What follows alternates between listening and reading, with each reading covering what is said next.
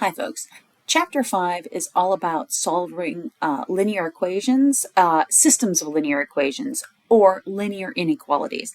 And so in chapter 1, or section 1, we're gonna talk about what is a system of linear equations and what does it mean to solve them, and learn how to do that by graphing. So first of all, a system of linear equations is a set of two or more linear equations in the same variables. And what I mean by that, if you look at this system of linear equations down here, I have two linear equations. I can tell they're linear because x is not raised to a power, y is not raised to a power. They're not at the bottom of a fraction. These equations are both written in standard form. And we have two equations. They both have the same variables, x and y, x and y. This would not be a system of equations if one of my equations had x and y and the other one had a and b. To solve a system of linear equations, so if you think about it, if I've got two lines, for most sets of two lines, there will be an intersection point. And that intersection point is the point where both equations, both of those linear equations are true. They're both satisfied. So that's the one spot where a point on line A here is the same as the point on line B here. And so that's what we find with the solution of linear equations. It's going to be an ordered pair. Remember, ordered pair is like x comma y. That is a solution of each equation in the system. So the first kind of problem that you could be, or the most basic kind of problem you can be asked about a system of linear equations is just saying, hey, is this point here a solution of the system? So for these two equations, x plus y equals 7 and 2x minus 3y equals negative 11, what I need to do is I need to check each equation. Is this a point on the first line, and is it a point on the second line? If this set of coordinates is a point on both lines, then it is a solution of the system. So all we need to do is plug our x and y values in to the equation. So for equation 1, x plus y equals 7, I'll plug in the 2, I'll plug in the 5, and then I'll check to see if I get a true statement. And yes, 2 plus 5 does equal 7. This is a true statement. So at least for the first equation, this ordered pair checks out. It is a solution of that one equation. It's not a solution of the entire system unless it's a solution of every single equation in the system. So now I need to check out the second equation here. This time I'm going to do 2x minus 3y equals negative 11. I'm going to plug in my x value, which is 2, and I'm going to plug in my y value, which is 5, and hopefully when I do the math, that'll equal negative 11. Let's find out. 2 times 2 is 4, 3 times 5 is 15, so I need to subtract that, equals negative 11. Yes, I find that negative 11 does equal negative 11. This is a true statement. And so we're going to have as our answer to the question, is the ordered pair a solution of the system? Yes, 2 comma 5 is a solution. Okay. So that's our answer here. Let's go over here and do another example just to make sure we understand how to do this. I am going to plug this x value and this y value into the first equation first. Y equals negative 2x minus 4. So I'm going to plug in 0 for y. And here I'm going to plug in negative 2 for x. Now, be careful here. This is a multiplication problem, negative 2 times x. So I need to keep it a multiplication problem. I don't want it to accidentally look like a subtraction problem. And then I'll subtract 4. So when I do this, 0, is that equal to, let's see, negative 2 times negative 2 is positive 4. And then positive minus 4 is, in fact, 0. So this does check out. So equation 1 checks out. The coordinate, or the ordered pair of negative 2, 0 does solve, is a solution to that equation. But I need to check the other equation as well. I'm now going to do y equals x plus 4. I'll plug in my negative 2 for x, and I'll plug in my 0 for y. And this time I get, let's see, negative 2 plus 4 is positive 2. I get a statement here that is not true. This is a false statement. Therefore, this point is not on this line, y equals x plus 4. As soon as you find a false statement for one of your equations, that makes the ordered pair not a solution.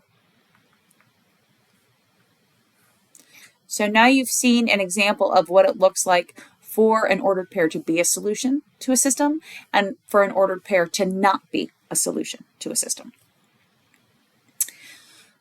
So, how do we get these ordered pairs? How do we know what the one ordered pair is, the one solution to the system of linear equations? The way that we're learning about here in this particular topic is by graphing. We're going to learn a few different strategies, and then we'll talk about kind of how to know the best strategy to use in a particular situation. But today we're focusing on graphing. And so how do we go about doing that? Well, if our equations are given to us in y equals mx plus b form, the slope-intercept form, graphing is quite easy to do because I can see right here what my y-intercept is. So I'll put a dot here at 0, 5. And I can see what my slope is. My slope is negative 2, which you can think of as being negative 2 over 1, or you can think of that as being positive 2 over negative 1. It's sometimes helpful to think about moving the negative sign from the numerator to the denominator, because that lets you think about extending the line in both directions, to the left and to the right. Let me show you what I mean here. So if I think of the slope this way, negative 2 divided by 1, then that means I want to go down 2. Negative is in the y direction is down, and then to the right 1. So I would want to place another point here. And I could continue on this path, down 2, right 1, down 2, right 1. But I also might want to extend the line in the left direction. And thinking about the slope this way, positive 2 over negative 1, lets me go up 2 and then left 1. I go 1 in the left-right direction is to the left in the x direction. So I've got a good start on my line here. So I'm going to go ahead and draw this in. And this is equation 1. And now I'll go ahead and graph equation 2. Once again, this is in y equals mx plus b form. So I have the y-intercept here at negative 1. And my slope is 4. Remember, you can think of that as being 4 over 1. Or you can think of it as being negative 4 over negative 1 if I'm trying to graph to the left. In this case, I don't have room to go down 4 and then left 1. My point would be somewhere down here. But I do have room to go up 4 and right 1. So up 4, right 1, up 4, right 1, and connect those dots. And it's not a very straight line, but we can see this intersection point here is at the point 1, 3. So we have solved this system of equations by graphing. However, It is a good idea to check your answers, to check that ordered pair the way that we checked the ordered pair in equations in the previous problem in part A. That way, if we've drawn a kind of inaccurate graph, or if the intersection kind of happens between two marked points on the graph, like if you have a number like 1.5 or 1 1/3, it can be hard to tell that from a drawn graph. So let's go ahead and check those points, remind ourselves how to do it. I'm going to use this as my x value and this is my y value. So if I do y equals negative 2x plus 5, I plug in 3 for y and 1 for x. And I see that 3 is in fact negative 2 plus 5. That does check out. And I'll test my other equation, y equals 4x minus 1. I'm plugging in 3 for my y value and 1 for my x value.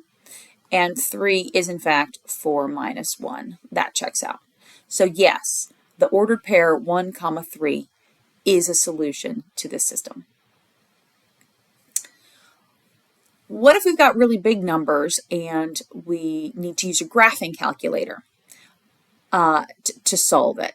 So I've got listed here steps that you would use on a graphing calculator. Our graphing calculators, those TI-84s, you must make sure that your equations are in y equals mx plus b form. So if they're not already in y equals mx plus b form, you need to rearrange the equations to do that. And we will do that in the next example problem. For right now, since we already know the answer to the previous question is 1, 3, we're going to go ahead and do the same problem again on our graphing calculator and see how we can get that answer that we already know is correct off of the graphing calculator. So I'm going to enter these equations, which are already in y equals mx plus b form, by clicking this y equals button. And then I'll type in the information negative 2x plus 5, negative 2x plus 5. Notice the button I'm using for x is next to the green alpha key.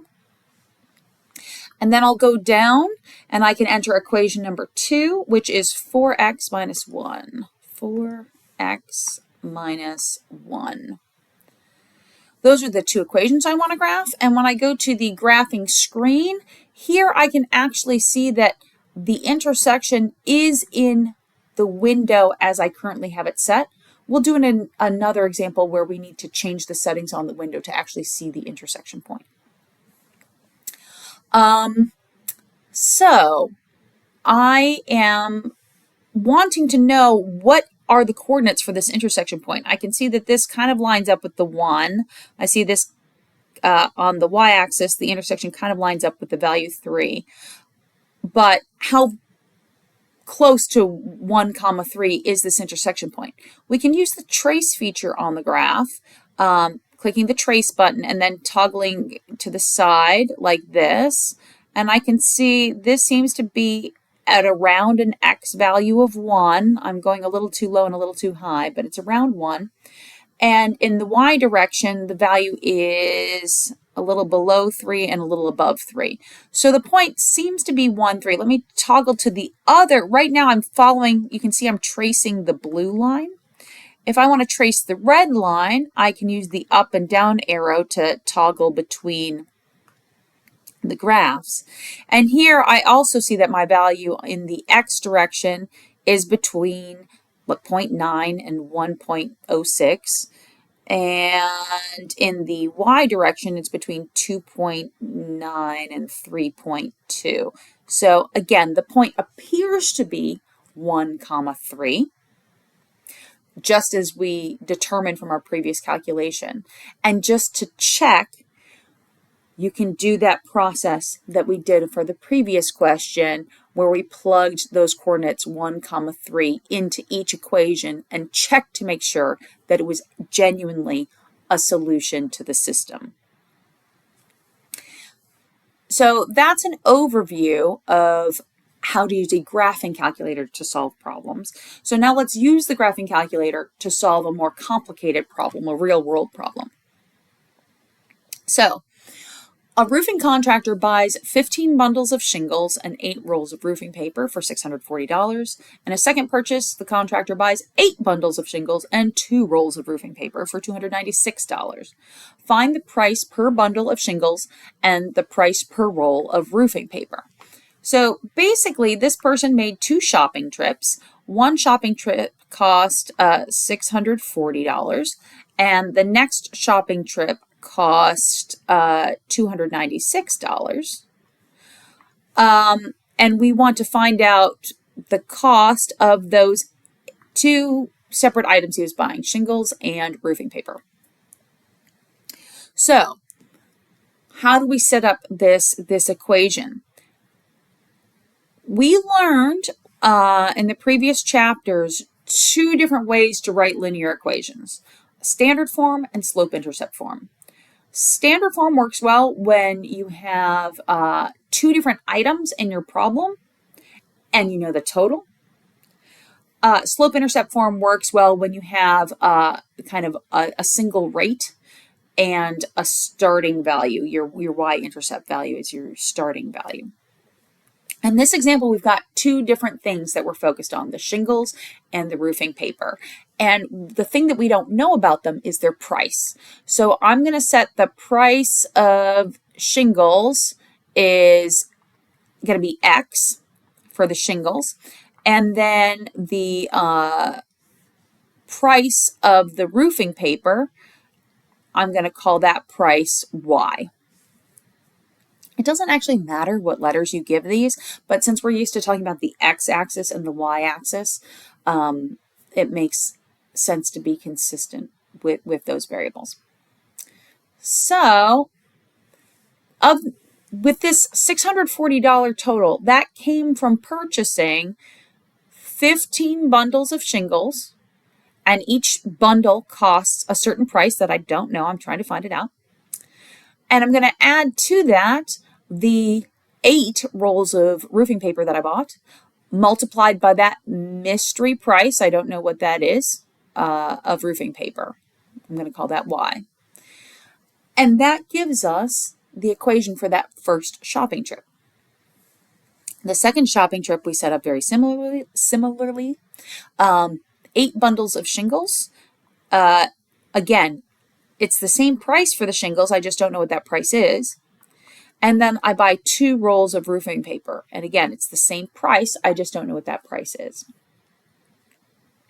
I now have 2 linear equations that I can use to solve this system of equations. These are some big numbers. I'm not excited to graph this by hand. I'm going to use my graphing calculator, but I can't use my graphing calculator unless I rewrite these equations in slope-intercept format. So I'm going to do this red equation first. 15x plus 8y equals 640. I want to get y all by itself on one side of the equation. How do I do that? The first step would be to simplify. There's nothing really to simplify. I don't have any parentheses or I don't have any like terms that I can combine. So now I'm going to go in reverse PEMDAS order to try to get y all by itself. So PEMDAS, I'm going to take care of addition subtraction first. So I want to get rid of this 15x by subtracting it away. And I'm left with 8y equals 640 minus 15x. And now the next step is I'm trying to get y all by itself. I want to get rid of this 8. So I'm going to get rid of the 8 by dividing it away, These 8's cancel out, and I'm left with y on the left-hand side. Please be careful on the right-hand side. When you divide a whole addition or subtraction problem by a number, you have to divide both parts of the expression. This is the distributive property. I am taking that whole subtraction problem that we had, 640 minus 15x, and multiplying it by 1/8. I'm taking 640 minus 15x, and I'm multiplying it by 1/8. If I wrote it this way, most people would know or remember to do the distributive property. For whatever reason, when we divide, people don't remember to do the distributive property. So please don't forget to divide both parts of the expression by 8. 640 divided by 8 is 80. 15 divided by 8 is a decimal. I'm going to call that 1.875x. And I've now written the red equation in y equals mx plus b format. I'm going to erase this yellow writing over here, so I've got some space to rearrange my blue equation. I have 8x plus 2y equals 296. I also need to take this equation and write it in y equals mx plus b form. So to get y all by itself, I'm going to take care of any addition subtraction on the left side of the problem first. So I'm going to subtract away the 8x, subtract away the 8x. That gives me 2y equals 296 minus 8x. To get y by itself, I need to get rid of that 2. That 2 is multiplying the y, so I'm going to divide it away. The 2 divided by 2 is 1, so 1 times y doesn't do anything to y. I just have the letter y left. Remember, once again, when you divide an addition or subtraction problem by a value, it's like doing the distributive property. You have to divide both parts of the expression by that number. If I do 296 divided by 2, that's 148. And then subtract, let's see, 8x divided by 2 is going to be 4x. And now I have this equation in y equals mx plus b format. I'm ready to plug these into my calculator and see what answer I get. So I'm going to go to my y equals menu again, and I'm going to need to clear the equations that are here. When your cursor is on the equation that you want to clear, you just hit clear. So I'll clear both of those equations so that I can type in my equations. Y equals 80 minus 1.875x. And then go down to type in my second equation, y equals 148 minus 4x. When I go to graph this, there's nothing on my graph. How do we fix this? How do I zoom to the correct spot and on the graph? Sometimes I tell students to use this zoom button and zoom out, option 3. The problem is that it can take quite a long time. It's always best to go back and look at your equations and see where you think you need to be. And here I can see that for equation 1, my y-intercept is 80. And for equation 2, my y-intercept is 148. So if I go up to 150 in the y direction, hopefully I'll see what I need to see. So I'm going to go to Window, and I'll go up to 150. In the, oh, that was the x direction. Well, that's fine. That should be plenty big. And I'll also go to 150 in the y direction. Now, I certainly don't need a scale of 1. Maybe I'll do a scale of 10. So I don't have markings every 1 unit. I have markings every 10 units. And we'll see how that works. Okay, great. I can see the intersection point now, and I have a better estimate of where that intersection is. 150 was way too big. I didn't need to be that far zoomed out. I can be more like, and I've got markings every 10, so that says 10, 20, 30, 40. So even if I just graph between 30 and 40 in the x direction, and I don't need to go higher than, say, 30 in the y direction. So let me try that. I'm going to go back to Window, and I'm going to go only up to let's say 40 in the x direction and 30 in the y direction. And I'm much more zoomed in here. I can use the trace feature of the graph to, let's see.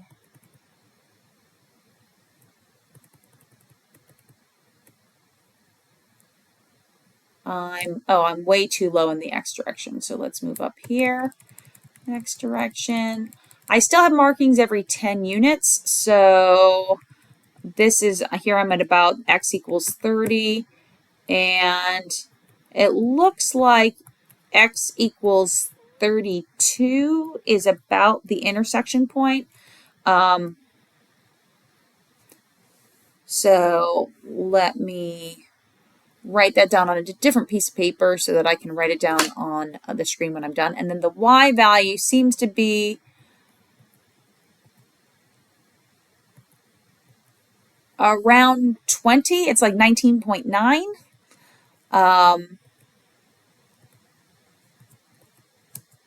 Yeah, around 19.9. I'm toggling between the lines. You can see where when I'm on the blue line versus where I'm on the red line.